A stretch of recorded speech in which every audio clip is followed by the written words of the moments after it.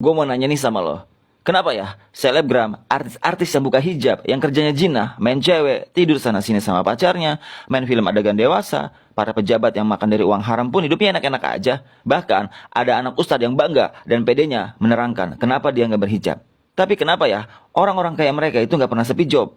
Kayaknya di media sosial mereka orang yang paling bahagia dibanding ada orang yang taat dan mencari halal doang. Sekarang gue tanya sama lo, lawan kata dari cinta apa? Benci? Bukan. Lawan dari kata cinta adalah pengabaian dan tidak peduli. Kalau benci, masih ada unsur memperhatikan, masih dianggap ada. Tapi kalau pengabaian dan tidak peduli, kita sudah tidak dianggap ada.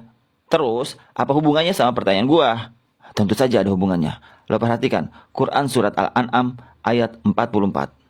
Maka ketika mereka melupakan peringatan yang telah diberikan kepada mereka, suruh pakai hijab malah lepas hijab, mulai mentingin meeting daripada sholat, bahkan sampai nggak sholat. Suruh jangan dekati zina malah pacaran dan berzina. Suruh jangan minum alkohol malah minum alkohol dan mabok. Nggak apa-apa minum alkohol, kan ada urusan bisnis sama bule.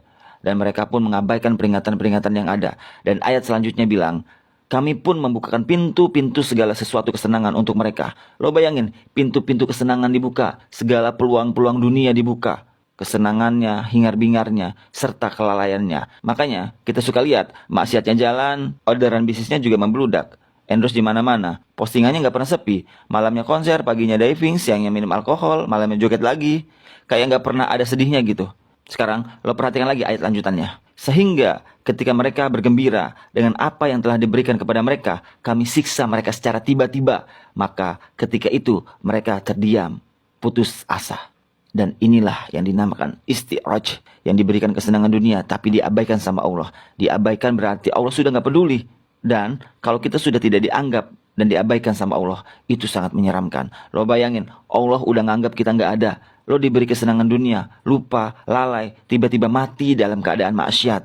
Ingat, azab itu bukan hanya angin topan, gempa bumi, banjir, dan lain-lain. Tapi dikasih segala kesenangan dunia sampai kita lupa siapa yang menciptakan kita.